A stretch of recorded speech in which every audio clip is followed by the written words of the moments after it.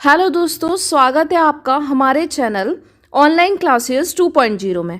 मैं अभिनिका। Last video में हमने वैदिक सभ्यता में ऋग्वैदिक काल का सबसे पहले प्री ऋग्वैदिक कंप्लीट किया था, जो हमारा 1500 से 1000 BC का था, ईसा पूर्व के बीच का था। जबकि आज हम स्टार्ट करेंगे उत्तर वैदिक काल को, जो कि 1000 से 600 BC के बीच की बात करेंगे। तो स्टार्ट करते हैं हम आज के टॉपिक उत्तर वैदिक काल को। तो यहाँ पे सबसे फर्स्ट लाइन दे रखा है कि उत्तर वैदिक काल में इंद्र के स्थान पर प्रजापति सर्वाधिक प्रिय देवता हो गए थे। तो आप यहाँ पे याद रखिए, जो प्री ऋग्वैदिक पीरियड था, यानी जब शुरुआत में जो स्टार्टिंग की 1500 से 1000 के ईसा पूर्व की बात करें, तो उस टाइम पे हमने प्री ऋग्वैदिक पीरियड में बात करी थी कि जो सर्वाधिक प्रिय देवता थे वो कौन हुआ करते थे? इंद्र। जबकि जो हमारा उत्तर वैदिक काल में है, वो इंद्र के स्थान पर हमें प्रजापति देखने को मिलते हैं कि जो प्रजापति थे वो सबसे ज़्यादा प्रिय देवता थे। अगर क्वेश्चन आए कि प्री ऋग्वैदिक पीरियड में सबसे प्रिय देवता कौन है, तब आप बोलिएगा इंद्र। और अगर वहीं पूछ ले कि पोस्ट ऋग्वैदिक पीरियड यानी उत्तर वैदिक काल में सबसे प्रिय देवता किसको माना गया है, तो आंसर होगा हमारा प्रजापति।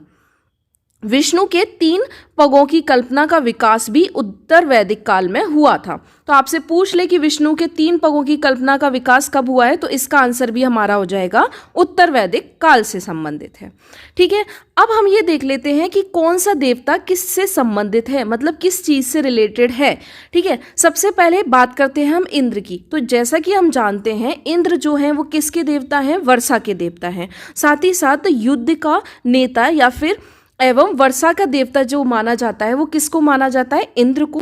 अग्नि की मैंने आपको स्टार्टिंग में लास्ट वीडियो में बताया था कि देवता और मनुष्य के बीच में जो एक संपर्क बना रहा है और मध्यस्थता कर रहा है, वो काम किसका है? अग्नि का। तो देखिए यहाँ यही बता रखा है कि देवता एवं मनुष्य के बीच में मध्यस्थता का जो काम करते हैं वो अग्नि।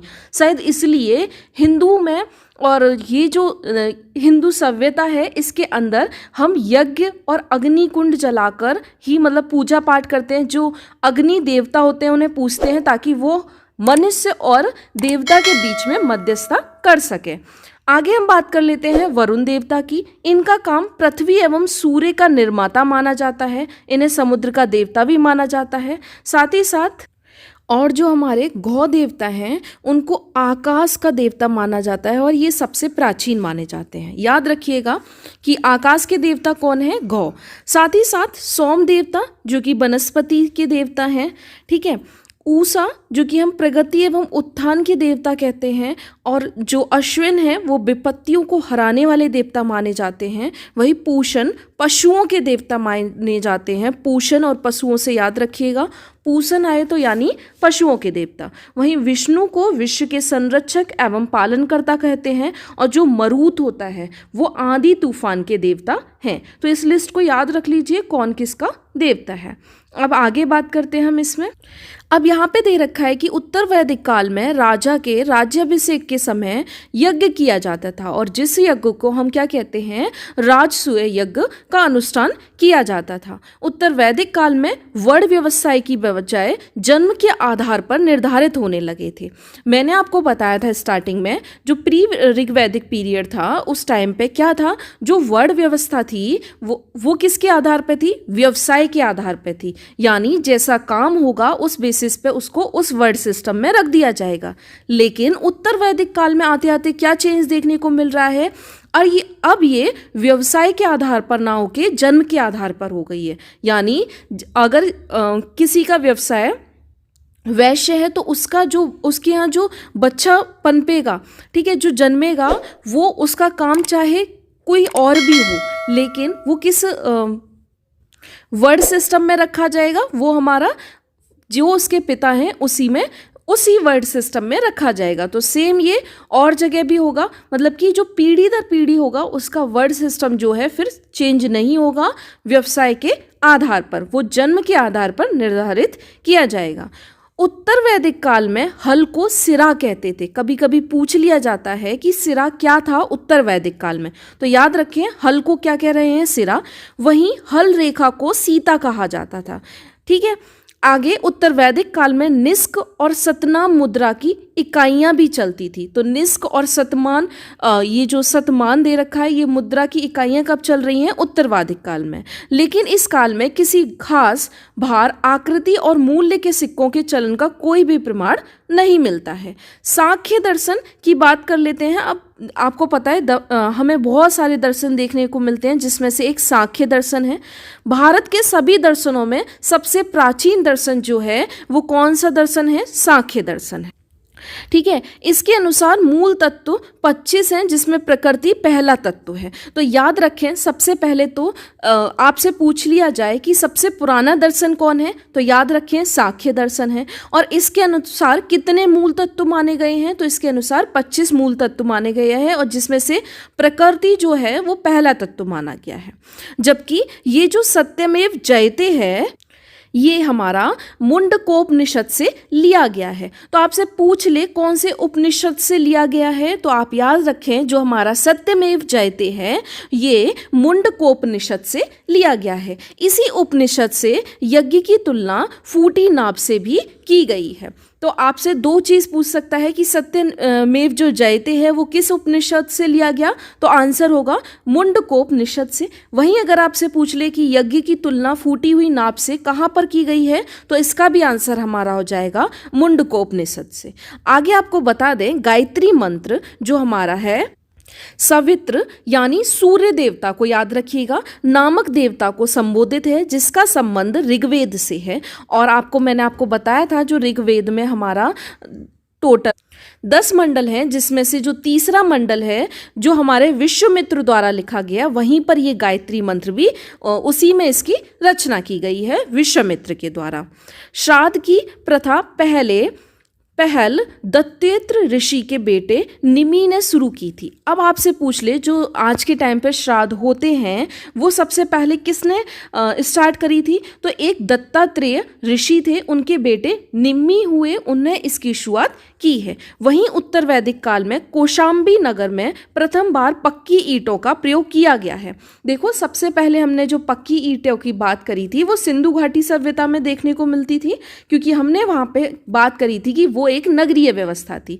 जबकि अगर हमने बात करी ऋग्वैदिक पीरियड में, तो वो हमें कैसी व्यवस्था देखने को मिलती है? ग्रामीण व्यवस्था।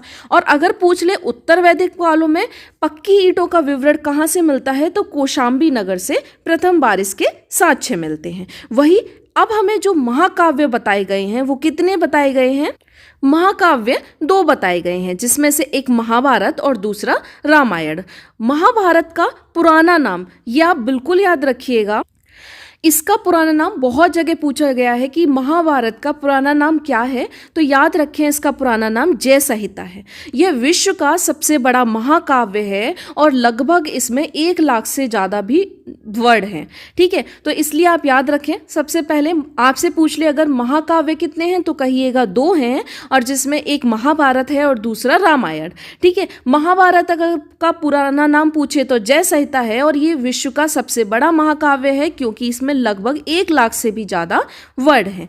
वहीं बात करें हम, गोत्र नामक संस्था का जन्म भी उत्तर वैदिक काल में हुआ था। इसको इस तरह याद कर लें कि जैसे जो हमारा प्री ऋग्वैदिक पीरियड में जो वर्ड सिस्टम था वो व्यवसाय के आधार पर निर्धारित होता था, जबकि उत्तर वैदिक काल में क्या हो गया, जो वर्ड सिस्टम है वो निर्धारित होने लग गया जन्म के बेसिस पे।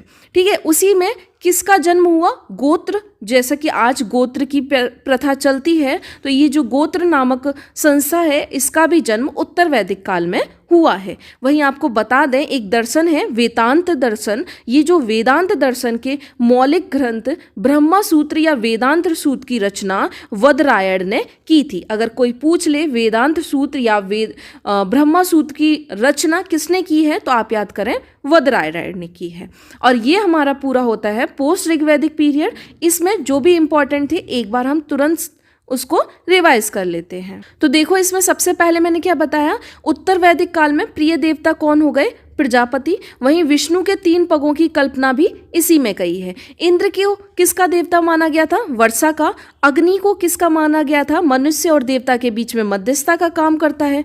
वरुण पृथ्वी एवं सूर्य के देवता। जो हमारे गौ बताए गए थे वो आकाश के देवता बताए गए थे, जबकि सोम वनस्पति के देवता बताए गए।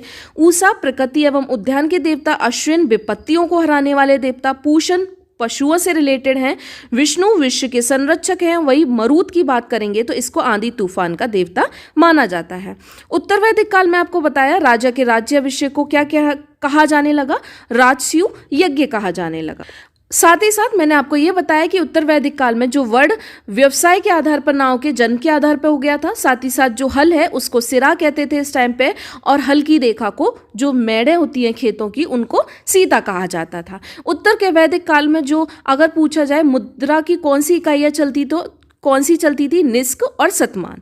ठीक है। वहीं शाक्य दर्शन जो है वो सबसे प्राचीन दर्शन बताया मैंने, और जिसमें टोटल 25 मूल तत्वों को बताया गया है, और जिसमें कि प्रकृति पहला तत्व माना गया है। वहीं मैंने आपको कहा कि सत्यमेव जयते जो है ये हमें कौन से उपनिषद में मिलता है? मुंडकोपनिषद में, और यहीं पे यज्ञ की तुलना भी फूटी नाव से की गई है। वहीं मैं बात करूं गायत्री मंत्र, तो वो सूर्य देवता को समर्पित है, जो कि हमारे ऋग्वेद में 3rd जो हमारा मंडल है उसमें देखने को मिलता है। विश्वामित्र द्वारा रचित है, और ये गायत्री मंत्र की रचना भी मतलब कि जिसे हम गायत्री मंत्र कहते हैं उसकी रचना विश्वामित्र ने की है।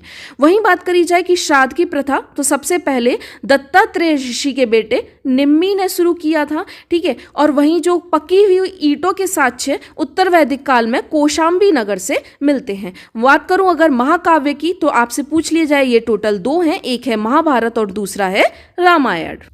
साथ ही साथ महाभारत का जो पुराना नाम है वो जय संहिता है, और यह विश्व का सबसे बड़ा महाकाव्य है। ये भी याद रखें कि विश्व का सबसे बड़ा महाकाव्य किसे माना जाता है, तो याद रखें महाभारत को।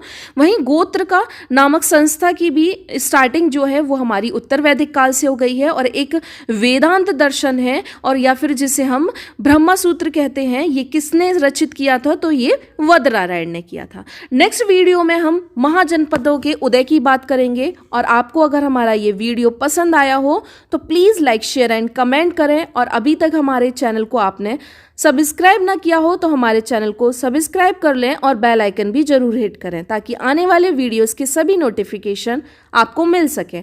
Thank you so much.